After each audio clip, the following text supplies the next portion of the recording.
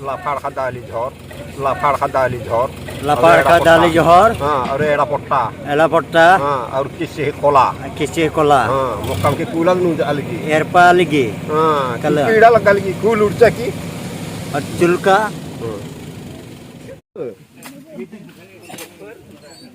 मोजां मोनथारो नामा आबौ गाखोनो बरियाथ' आरो आस्सा जोबोद मोजां नुदों ना बिथाङा खामानि मावदोंमोन आरो जोंनि पर्बतजरा गामिनि फोजौखां क्लाबनि दिनैहाय फिल्ड फोसाबनाय जादों आरो बिथांमोना खामानियाखौनो मावा नै ओरैनोसो जनानै थाबाय थायो माने जों दसे रेस्ट लादों गासै रायजो राजाफ्रा मेंबाय नालाय बेखायनो दसे रेस्ट लादों आस्सा ओमफ्राय दा गिबियावनो नोंथाङा मा फोरमायनो सानदों जेनेबा पर्बतजरा गामियाव दे फोजौखां क्लाब जे बल खेला होनो थांगासिनो दङ नि अनगायै मा फोरमायगोन जोङो सानदों रायजो राजाजों रायज्लायनानै एसे डेभेलप जायो खोमा होननानै बिनि थाखाय होनो नागिरदों चिरांथा लाखाबाय लानाय जाखाबाय ओमफ्राय बिनि गेजेरावहाय बर' सावथुन मुलुगनि महरगिरि बा एक्टर एक्ट्रिसफोरखौहाय लेंहरनाय जागोन नामा जों लिंहरनो नागिरदोंमोन एसे उनाव जों माने कमिटि दानानै रायज्लायनानै जों सोरखौ लिंहरो बेखौ फिक्स खालामगोन आस्सा मिथिहोनायनि थाखाय गोजोननाय थाबाय आंनि मिनिया बर' इउटुब चेनेलाव थेंक इउ बेजों लोगोसे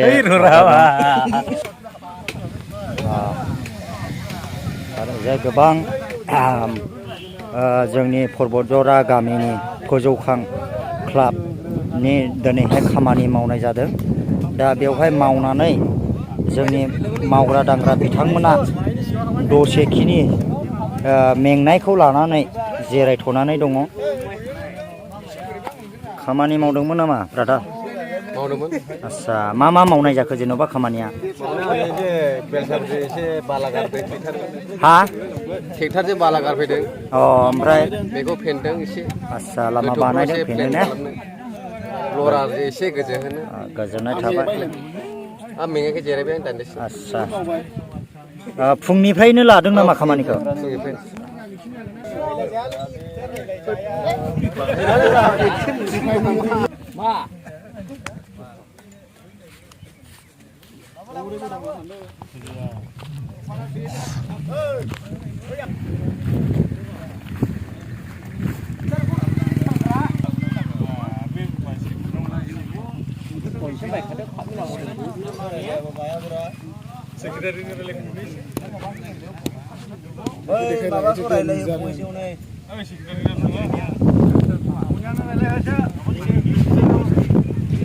बेवहाय दसेखिनि बिथांमोना खामानि मावनानै मेंनायखाय जिरायथ'नाय जादों रेस्ट लाथ'नाय जादों साया सायख्लुमावहाय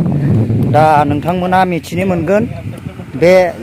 गामियावहाय मानि थाखाय बेवहाय खामानि मावनाय जादों बेखौहाय नोंथांमोना गुबैयै मिथिलांनो मोनगोन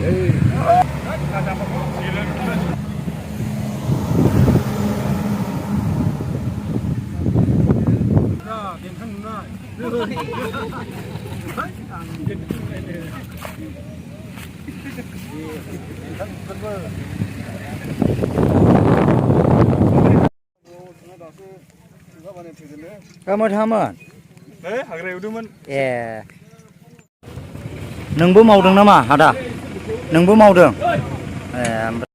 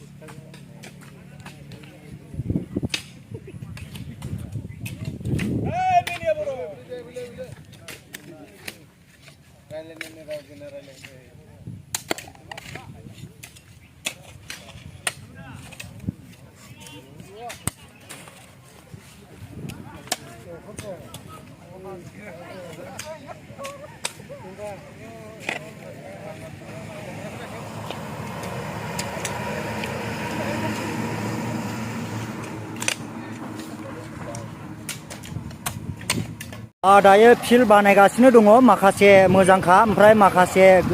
एसे उन्दैयावहाय हाखौ खोनाय जादों आरो लोगोफोर दा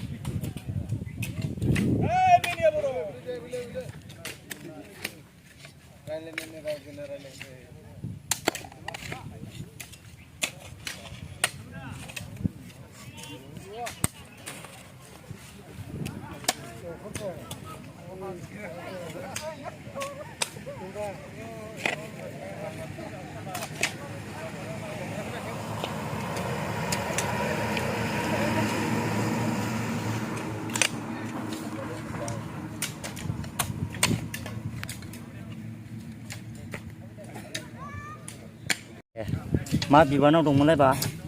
बर्थमान आंथ' जेबो बिबान गैया आच्छा बिदिनो इन्ट्रेस्ट दं आरो जों माखासे सिगांनिफ्राय नाजाबोदोंमोन मोनसे फोजोबख'न क्लाब दं जोंना आच्छा दा जोङो फैगौ मासावहाय 4 थारिख नङाब्ला 11 थारिखआवहाय जों खेला होनो नागिरदों आच्छा बे खेलाया माबायदि सिस्टेम जागोन जों दा दासिमाव जों फाइनाल जाबाय माबायदि सिस्टेम होगोन होआ माखासे फाइनालबो जाजोबबाय बिनि गेजेराव दङ जों फार्स्ट देरहानायखौ ओरैनो 50 ओमफ्राय ट्रफि बिदिनो 28 इंसि बा 26 इंसिनि गेजेराव जागोन ओमफ्राय जेननाया जाहैबाय 30,000 ओमफ्राय ट्रफि हख'नाय जागोन माखासे बिनि गेजेरावहाय सानदों जायनो साबसिन जोनानै देखायनो हायो बिनि थाखायहाय बेस्ट प्लेयार हिसाबैहाय जोङो मा प्राइज होनाय जायो जों बेखौहाय थिरांथा लाना दङ खिन्थु बेसेबां मा होगोन होआ जों बेखौहाय फाइनाल खालामनाय जायाखै माखासे लेडिसफोरनि खेलाफोरबो होखावनाय जागोन नामा रायलायदों रायलायनाया जिखुनु जा खेला मोनसे गेजेरावनो दिनैनि जे बे जोंनि पर्बतजरा गामियाव जे फोजौखां क्लाबनि जे खेला जानो थांगासिनो दङ बे खेलानि बागै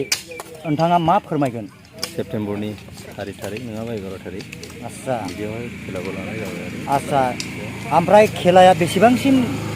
गेदेरसिम थांगोन खेलायाथ' मथा मथि दिनैहाय डिस्ट्रिक्टआव एसे माखासे रायलायनो थांब्ला जोंथ' खेबना दङ डिस्ट्रिक्टआवहाय दा डिस्ट्रिक्टनि डिसिसन मा डिसिसन होनो हायो नायदो आरो ओरैनो देरहानायखौथ' जों 50 ट्रफि 26निफ्राय 28 बिदिसिम गेजेराव होगोन उइनारफोरनो ओमफ्राय जायफोरनाखि जेननायफोरनो माबा 30,000 ओमफ्राय माबा थाफागोन आरो फैसा 30,000 ट्रफि मोनसे थाफागोन ओमफ्राय बेस्ट प्लेयारफोरनोहाय जिहेतु फाइनालावहाय जायफोरनाखि देरहागोन जेननायनि पार्टिनिफ्राय सासे बा सानै देरहानाय पार्टिनिफ्राय सासे बा सानै आरोखि बेबायदि लागोन आरो बेस्ट प्लेयारफोरनो बर' सावथुन मुलुगनि जे महरगिरि एक्टर एक्ट्रिसफोरखौ इनभाइट खालामनाय जादों नामा दा बर्थमान खालामगोन बेयो फाइनाल डिसिसन जाथ'वाखै आच्छा दा आर्टिस्टफोरखौ लिंहरनाय जागोन आरो जोंनि माखासे नेताफोर दङ माबा मा होनो पार्टिफोरनिफ्राय MLA बायदिसिना बेखौबो लिंहरगोन आरो गोबां खोथा मिथिहोनायनि थाखाय आंनि मिनिया बर' इउटुब चेनेलाव रोजा रोजा साबायखर बावनाय थाबाय ब्रादारनिसिम थेंक इउ